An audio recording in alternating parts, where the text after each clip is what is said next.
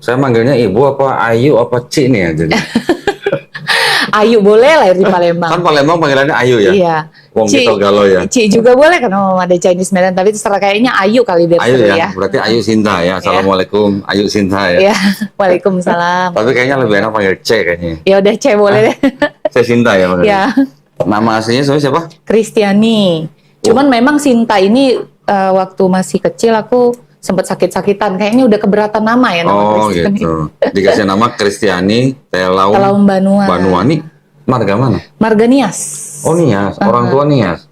Papa Nias, Mama Chinese Medan. Oh, Mama saya apa? Sechua. Wih, Seco. Kalau saya setan. Oh, pantas. Oh, enggak bercanda. Lo kan tan kan? Iya, iya, Setan betul. pasti kan? Masya Allah. Nah ini, oh jadi diganti namanya jadi Sinta. Karena waktu itu sakit-sakitan. Kalau orang dulu kan percaya tuh. Dan kebetulan ada Kopo Ipo lah ya, yang mereka Ipo. jago dengan yang maksudnya yang seperti itu. Iya, Tahu iya. lah, ada ilmu kebatinan gitu. Wah, nama anak lu nih berat katanya. Ganti deh katanya. Udah. Kan gitu. Kristiani, kok berat? Ya, kayaknya keberatan emang sejak lahir. Ya. Oke, nah, Cesinta ini bersahadat kemarin ketemu kita di restoran Long Feng Tang ya, Iya, Bintaro Long Feng ya. Waktu itu Cesinta habis bersahadat sama Wewe, kan Iya. betulnya Ciwewe. Nah, saya memang waktu itu dikirimin KTP-nya sama Kohani Kristianto. Katanya ada mau bersahadat di Long Feng Tang. Alhamdulillah, pas saya lagi mampir, ketemu ya kita di sana ya. Iya. Nggak nyangka juga Nggak pas nyangka. lagi Jadi- ngefans-ngefansnya lagi. Oh, ngefans. Jadi ceritanya habis servis motor, saya pulang mampir, memang lapar mau makan. Saya nggak tahu ketemu Cesinta di situ. Nah, alhamdulillah sekarang jadi kita ketemu mau ngobrol-ngobrol gitu ya. Nah, seperti biasa nanti gini, biasanya saya mau nanya nih, Cinta dulu gimana ceritanya gitu, kok bisa dari kecil berarti Kristen kan? Dari lahir. Orang tua Kristen. Kristen banget papa ya. Mama tuh sebenarnya dari Buddha dulu. Oh gitu. Iya. Nah, terus pindah ke Jakartanya kapan? Pas waktu saya waktu itu masih menikah dengan ini ya dengan mantan saya lah ya. Oh mantan, berarti Iya. udah bisa. Sudah pisah tapi memang masih belum keluar surat segala Lagi macam, proses. kayak lagi proses gitu. Saya pindah benar-benar di sini tuh nggak punya siapa-siapa. Oh gitu. Maksudnya nggak, saya tinggal sama cicinya waktu itu dulu segala macam. Ya. Pindah Jakarta tahun berapa? Pindah Jakarta itu tahun 2007. 2007-an, Oh, iya 2007. 2007. Dan termasuk apa namanya mantan saya itu ya, dia itu menerima Kristen ya waktu itu. Sebelumnya Buddha sebenarnya Buddha. Oh berarti waktu nikah suaminya masuk Kristen? Masuk Kristen aku. Diinjili gitu? Iya, memang saya itu kan dari dulu kalau soal agama, terutama soal Alkitab itu seneng lah kayak mempelajari, ngebaca. Ada selalu saat teduh tuh selalu ada saat teduh tiap pagi gitu. Kan ada istilahnya tuh 4M, menyelidiki ya kan, gitu kan, membaca ya kan, Terus? menyelidiki, meneliti, melakukan gitu kan, yang kayak gitu kalau dulu ya waktu pada saat itu. Sebenarnya memang dari dulu waktu masih kecil ya ada pertanyaan-pertanyaan, karena di dalam Alkitab itu ada hal-hal yang menurut aku tuh kayak ada kontradiktif. Cuman karena iman itu sudah lahir dari lahir gitu ya, maksudnya sudah ada dari lahir. Sorry, sudah ada dari lahir. Ya. Jadi kayak berusaha, enggak lah, aku aja yang emang belum paham, aku belum menyelidiki iya. lebih jauh gitu. Sama, saya juga dulu pernah gitu. Oh ya, kalau Koko juga sama. Apapun yang janggal yang waktu kita lihat ya sudah imani saja. Gitu. Iya, imani saya setuju kayak gitu. Papanya pendeta atau gimana? Bukan. Papa itu sebenarnya dia bukan pendeta juga, dulu juga sebenarnya bukan Kristen yang benar-benar menjalani kekristenan ya, maksudnya. Pada saat itu ya Kristen aja. Mama pun masih menikah secara Kristen tapi masih Buddha gitu, masih sembahyang, pegang hio gitu-gitulah. Even kita waktu masih sampai SD, SMP tuh masih pegang hio dulu malah. Masih gitulah ya, maksudnya Sama kan. sih. Kan siope gitu kan, biasalah kok. Di rumah dulu ada patungan kok nggak? Kalau di rumah enggak. Oh, enggak. Karena kan memang papa sekalipun dia ibarat kata Kristennya KTP, tapi orang Nias itu memang benar-benar kental Kristennya gitu. Nah, enggak, yang mami. Oh, mama nggak di rumah Akong sama Ama yang ada. Oh. Akong sama Ama itu. Bahasanya masih ini ya, ada akong ada tuh. Maksudnya masih benar-benar ada abu. Iya. Abu di situ disembayangi. Kalau di rumah saya dulu ada itu patung wangkong. Oh, lebih susah dong miara aja. Miara. Kok tahu sih miara? Ya kan emang tiap gitu. hari kan harus di Iya, kan, kalau nggak pasang dikasih hio makan gitu kan. iya, kalau nggak ya susah gitu. Nah, terus gimana ceritanya udah di Jakarta?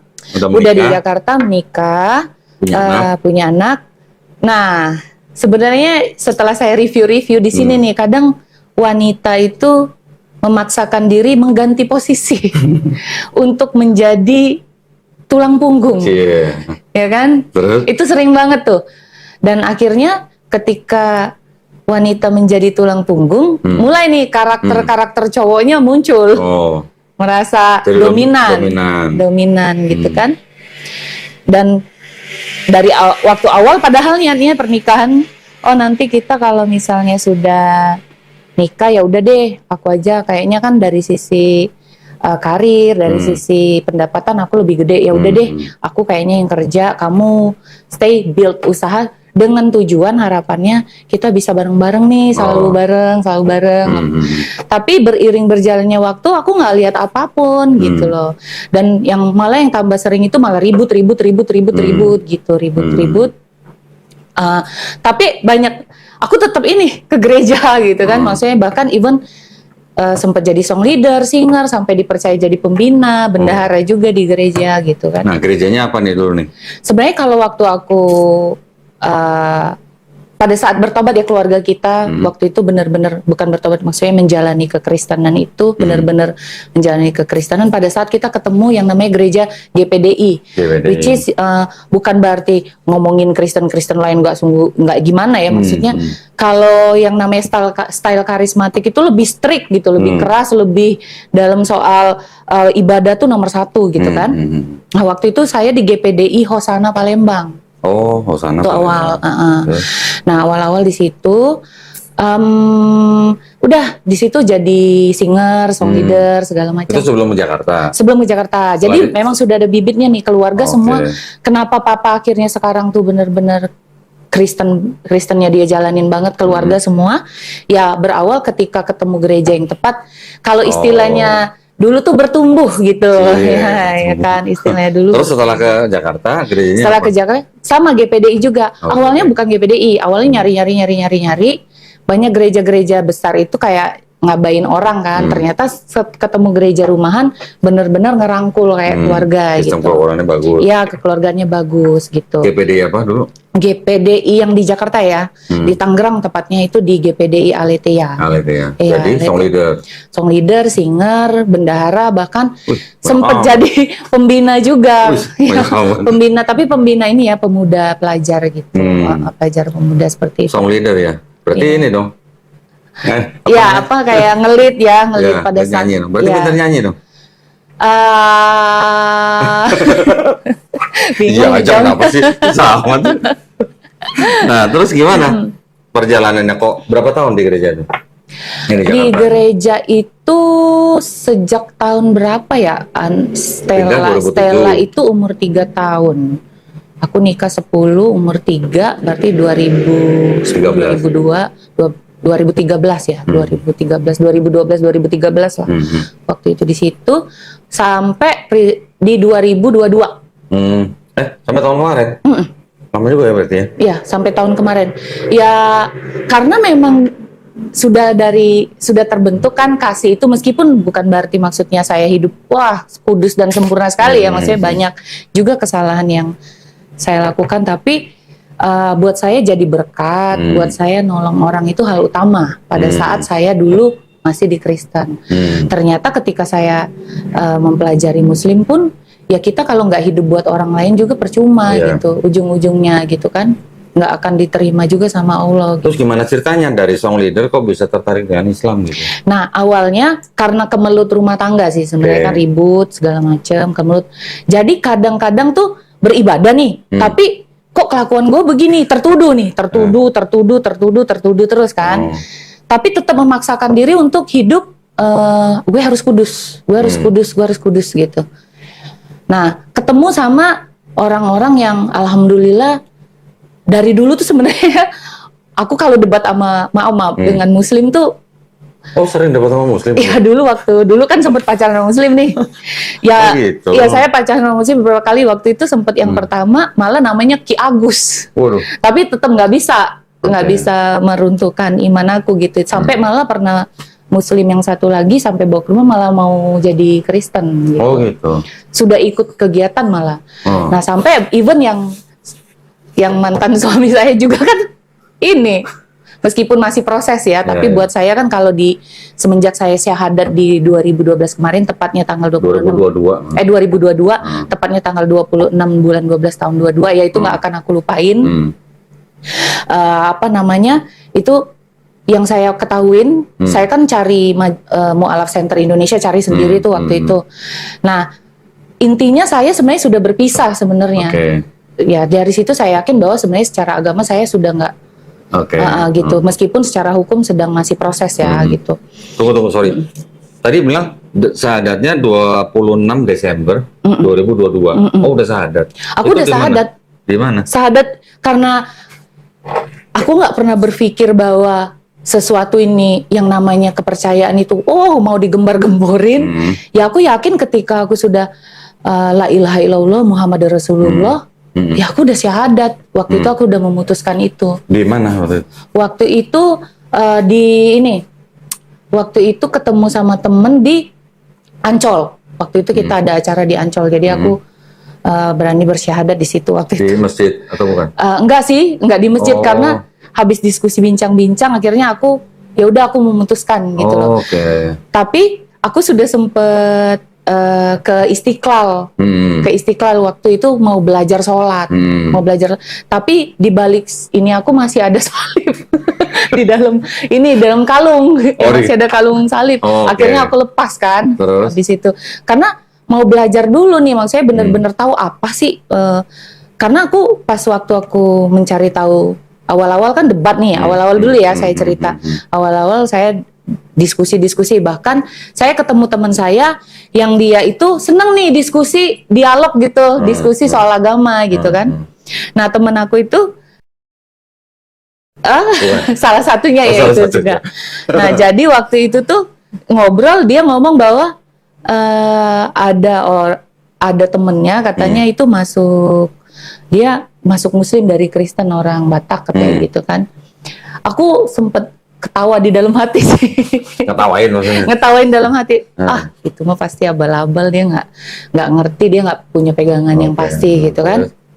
Terus akhirnya pas diskusi saya terus debat sama dia nih, lama-lama tuh mengerucut ke Trinitas. Awal-awal itu tuh yang dia tanya tuh, sebenarnya Kristus tuh apa sih? Ya, dia awalnya tuh kayak gitu. Terus habis itu, ya Kristus itu juru selamat. Akhirnya saya jelasin tentang apa artinya Yesus gitu. Yesus itu kan kalau di Kristen dulu tidak ada jalan menuju Bapa kalau tidak melalui aku. Akulah jalan dan hidup dan kebenaran. Akulah jalan kebenaran dan hidup. Tidak ada jalan menuju Bapa kalau tidak melalui aku, gitu kan? Yohanes 14:6. Wah, hafal masih ternyata. Alamatnya ya, adresnya alamatnya di mana? Karena nggak boleh, kalau zaman dulu kan nggak boleh salah alamatnya. Nah, terus habis itu ya aku jelasin bahwa manusia itu nggak ada yang bisa terlepas dari dosa. Even pada waktu Adam berdosa itu manusia itu udah berdosa. Nah itu yang saya yakini pada saat dulu kan, makanya saya yakin banget bahwa dosa waris ya. Iya, dosa waris, dan saya yakin memang jalan keselamatan ya cuman Yesus pada saat itu gitu. Mulai nih dia debat lah, kalau emang pertama gini, masa Tuhan 3 dia bilang, terus Bapa itu siapa? Sebenarnya kan di dalam hati aku udah nanya, aku udah bertanya-tanya, kenapa ya Yesus harus berdoa kepada Bapa? Kenapa ada Eli lama sabaktani gitu kan? Allahku, kenapa engkau meninggalkan aku? Sebenarnya kan kita bertanya-tanya nih, tapi balik lagi, enggak lah, memang karena belum paham, belum ngerti banget. Aku berusaha kayak gitu, dan aku berusaha memperdalam terus iman aku di Kristen, kepercayaan aku, pengetahuan aku berusaha terus tuh. Untuk supaya bisa debat sama teman aku itu dan mengkristenkan dia gitu kan, supaya dia bisa terima Sampai nih. belum dikasih air minum, kasihan bener. Terus. Karena aku pikir Supaya meyakinkan ya, gitu. karena kan kalau di Kristen dulu kalau kita berbuah, itu kan buahnya ketika kita bisa membawa orang percaya Yesus itu kan buah. Iya. Kita berbuah gitu loh. Iya. Nah, sedangkan dan buah-buah ini yang akan dilihat oleh Allah pada Bapa, saat itu kan iya. Bapa Iya. gitu. Nah, itu yang saya yakini kan pada saat itu. Ceritanya kejar setoran gitu ya. Dan tapi kan memang saya udah membawa orang nih, saya Iya, pikir iya. waktu itu kan. Dan saya ini juga nih kayaknya nih orang nanya-nanya gitu kan.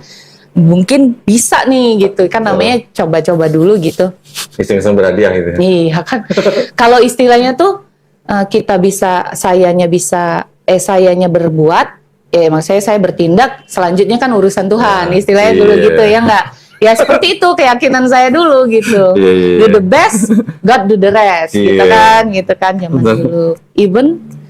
Even sekarang sih sebenarnya, maksudnya pada saat kita tahu siapa sebenarnya Allah satu-satunya kan. Nah, debat, tapi masih manis nih orang. Maksudnya gaya ngomongnya masih baik-baik gitu kan debatnya gitu. Teman-teman ini masih ngobrol. Itu teman-teman kantor apa teman-teman apa? Teman-teman kantor sih. Oh, teman kantor. Iya. Tapi memang yang paling bawel ya dia gitu kan. Oh, gitu. Nah, jadi pada saat itu Ini orang ini. iya, Oh, jadi ini. paling ya gitu. Paling nyebelin gitu. Ya, kalau udah ngomong tuh nyokit gitu. Nah, terus ketika saya mulai berdebat sama dia selalu bilang, akhirnya kan saya jadi Ragu. penasaran, bukan ragu. Saya awalnya tuh penasaran, pengen cari tahu terus, jadinya makin cari tahu. Nah, terakhir dia udah ngomong, tuh terima emang Tuhan gitu. Terus habis itu ya udah, aku pikir diem aja, tapi aku nggak terima kan. Akhirnya saat teduh lagi aku berusaha mencari mencari ilham lagi. Wah, ketika aku dapet ilham, aku ngomong lagi nih gitu kan. Aku ngomong lagi, maksudnya aku cecer dia lagi bahwa enggak, pokoknya kenapa yang namanya kenapa ada Allah Bapa, Allah Anak, Allah Roh Kudus, karena Tuhan itu adil dan juga Tuhan itu penuh kasih gitu. Dia bilang gitu kan. Saya bilang. Terus Tuhan itu harus menjadi manusia untuk menunjukkan kasihnya, dan dia harus menjadi manusia untuk menunjukkan keadilannya. Tuhan kan sudah buat ini ketentuan bahwa kalau berdosa harus mati. Upah dosa adalah maut. Iya. Lah, yang bisa melakukan hal itu nggak mungkin ada satu manusia pun. Itu yang didoktrin di saya, yang saya percaya pada saat itu. Ya iya juga sih, waktu itu kan saya yakinnya itu, bener nggak? Iya. Koko juga waktu itu kan dulu gitu. Iya. Nggak kok. Jadi bahwa Yesus mati buat manusia karena kasih, dan Bapak itu adil.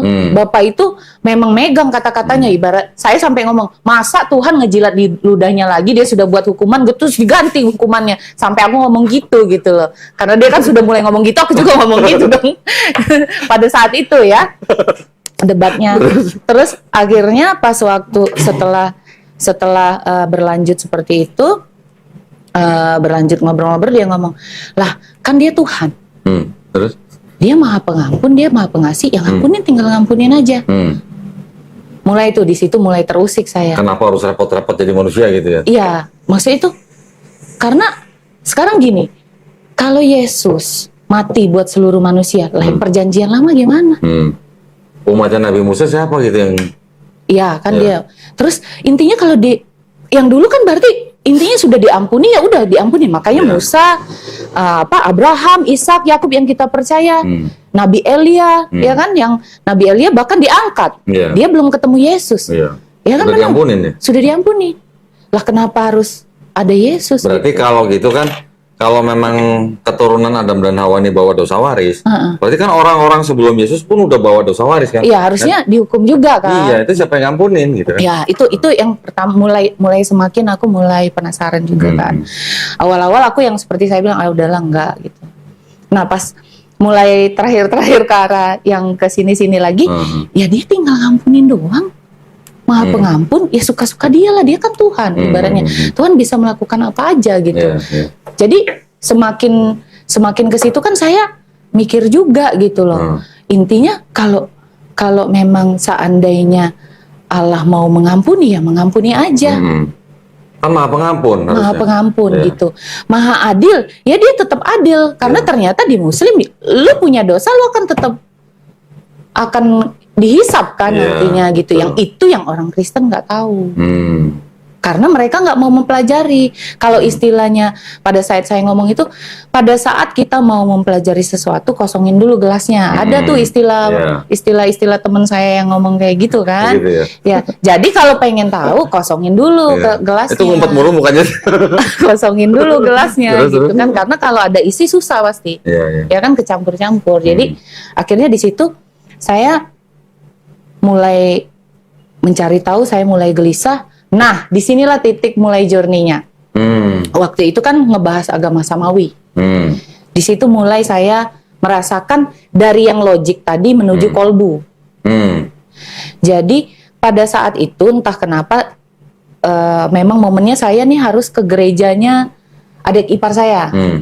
Nah, waktu itu karena mamanya adik ipar saya itu kan meninggal.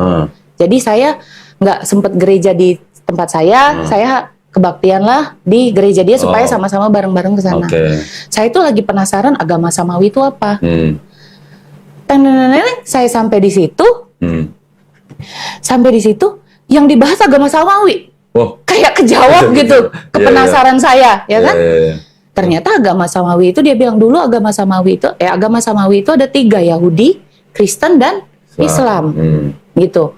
Nah, dan pada saat dia berdoa, dia menyebutkan Allah Bapa, Allah Anak, Allah Roh Kudus, Allah Abraham, Allah Ishak, Allah Yakub. Tapi nggak nyebutin Allah Ismail. Kalau di Al-Baqarah kan Allah Ibrahim, ya kan? Allah Ishak, Allah Yakub, Allah Ismail, ya kan? Nah, kalau di sini Allah Abraham, Allah Ishak, Allah Yakub. Ismail nggak disebut. Nggak disebut. Tapi kan berarti ini Allah yang sama yang kita sembah, berarti punya power. Gitu loh pada saat saya di gereja itu. Tapi ya nggak lah, saya harus terus mempelajari gitu kan. Saya nyanyi, saya terus ke gereja sampai saya masih tetap jadi song leader. Saya mulai nggak mau pelayanan lagi itu antara September Oktober deh, saya ingat aku. Mulai dari situ aku mulai tolak terus pelayanan. Karena hati udah mulai ini kan. Jadi sebelum itu masih jadi song leader tapi galau gitu. Tapi aku paksain supaya iman aku jangan goyah gitu kan, tetap gitu kan. Jangan goyah gitu karena kan namanya dari dulu dari lahir aku juga sampai bawa orang banyak banget tanggung jawabnya, moralnya gitu kan. Masa iya gitu kan, nggak mungkin gitu. Nah, setelah agama segala macam itu mulai nih kalau buat aku penasaran ya. Akhirnya jalan tengah di sini yang paling nggak enak. Kayak aku tuh dipersimbangkan gimana sih, kayak biasa hidup punya pegangan, nggak punya pegangan nih kok. Kita di tengah mau Kristen iya, Muslim nggak juga, ya kan? Saya mau ngomong Yesus Tuhan, lidah udah mulai kaku, berat gitu kan. Tapi mau ngomong sepenuhnya Allah juga masih belum gimana-gimana banget pada saat itu. Akhirnya saya cari tahu doa yang mustajab itu di sepertiga malam. Ya kan? Sepertiga malam. Tapi doanya tetap cara Kristen waktu itu. Tapi saya doanya bilangnya Allah Bapa, Allah Abraham, Allah Ishak, Allah Yakub. Karena menurut saya mau ke sini mau ke sana sama nih. Bener nih, Allahnya sama. Ya kan? Nggak salah. Saya bilang, jadi saya bilang, ya Allah tolong kasih tahu saya sebenarnya Yesus itu Tuhan apa enggak sih? Saya berdoa saya berdoa kepada Allah Bapa, Allah Abraham, Allah Ishak, Allah Yakub. Saya bilang gitu karena kan sama nih. Ya, saya nanya nih. Itu sepertiga malam pertama. Nah, di situ journey kalbu makin kelihatan. Saya mulai ada beberapa penglihatan. Jadi saya pada saat berdoa itu tampak kayak ada gambar salib silver besar, itu menenggelamkan ada cairan emas seperti itu menenggelamkan si salib itu sampai benar-benar hilang. Oh, salibnya yang tenggelam. Iya, salibnya tenggelam. Okay. Cuman apaan ya? Cuman kan saya simpen dalam hati, maksudnya enggak lah, enggak apa-apa, itu masih belum pasti, belum jelas. Nah, yang kedua, saya kayak di atas ngelihat langit cerah banget biru seperti itu, kayak ada aliran sungai gitu kecil juga. Nah, di situ ada mengalir lagi nih yang emas tadi, cuman keluar kayak huruf Arab gitu. Cuman saya nggak ngerti itu apa artinya kan, namanya saya nggak ngerti. Nah, di situ mulai nih saya nanya-nanya nih, tapi jujur saya masih pakai kalung salib. Saya mulai nanya sama teman saya, itu kok ada penglihatan begini-begini ya, begini-begini. Saya cerita gitu kan, maksudnya saya melihat salib terus. Yang kedua baru saya open gitu. Nah, pas saya ngomong cerita tentang itu, dia tunjukin tulisannya begini nggak? Sampai 3 kali, yang ketiga ternyata la ilaha illallah. Oh, insyaallah. Dan tulisannya begitu. Iya, dan pada saat saya lagi doa yang malam-malam yang saya penglihatan itu, hati saya benar-benar tergerak untuk membaca Al-Ikhlas. Makna Al-Ikhlas. Nah, setelah itu di tengah hari kan hati saya lagi gunda-gunda gulana. Nah, ingin menenangkan hati saya itu la ilaha illallah, la ilaha illallah. Hati saya tuh pengen ngomong itu terus, suruh banyak-banyak. Ternyata pas ketemu teman saya, itu la ilaha illallah. Sampai aku nggak habis pikir. Sampai ini kayak saya sampai nggak habis pikir itu kenapa. Maksudnya kok ya udah, itu kan makin perjalanan logik saya dilengkapi dengan perjalanan itu juga gitu loh. Saya tahu Allah tuh tahu banget cara nyentuh hati saya. Gitu. Nah, akhirnya di yang ketiga di sini yang akhirnya saya ada melihat ada masjid sama taman-taman di depan itu bagus banget, bunga, taman kayak gitu merah. Cuman saya nggak bisa masuk. Itu penglihatan lagi. Iya. Dan saya ngelihatnya itu dan saya nggak bisa masuk di situ, dan di hati saya mengatakan untuk saya masuk situ cuma bisa lewat sholat. Saya maksain diri belajar sholat, sampai ke toko Gunung Agung saya cari buku sholat.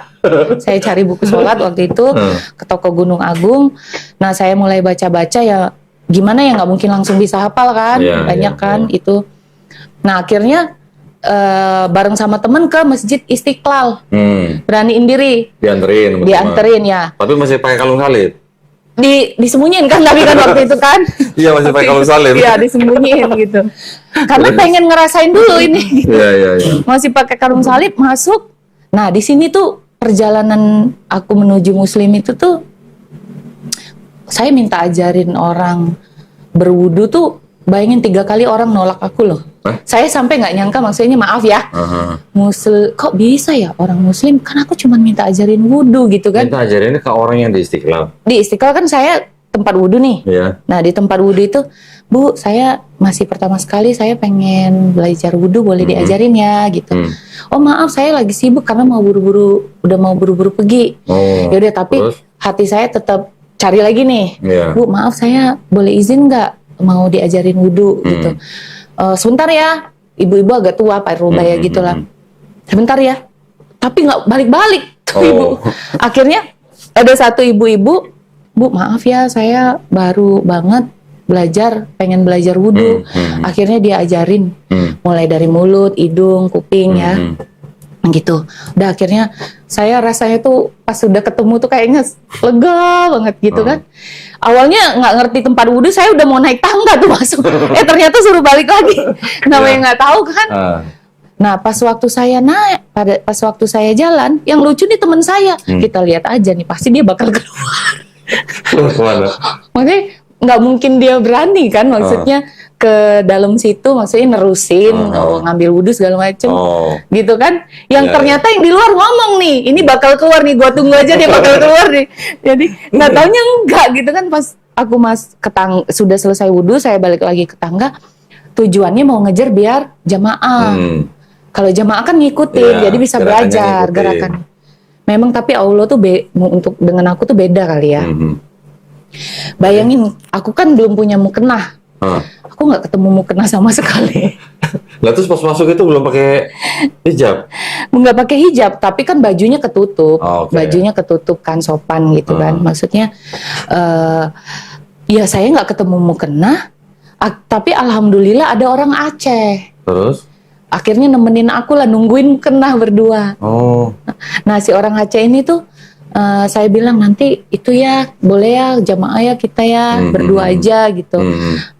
Akhirnya pas ngobrol-ngobrol aku ceritain lah kisah aku. Dia Itu udah sadar apa belum? belum sadar. Itu belum sadar. Belum. Oh. Karena aku penasaran dengan penglihatan aku pengen. Iya. Aku pengen ini dulu. Ah, Pengen apa namanya tuh? Sholat iya. gitu. Nah pas aku sadar itulah baru kalung aku lepas semua. Udah yakin akunya. Jadi pas di Istiqlal itu jadi sempat sholat jamaah. Nggak sempat. Oh, jadi Nggak sholat. Nggak sholat jemaah. Saya sholat sendiri. Tadinya kan mau berdoa nih. Yang lucu datang nih sebiji doang.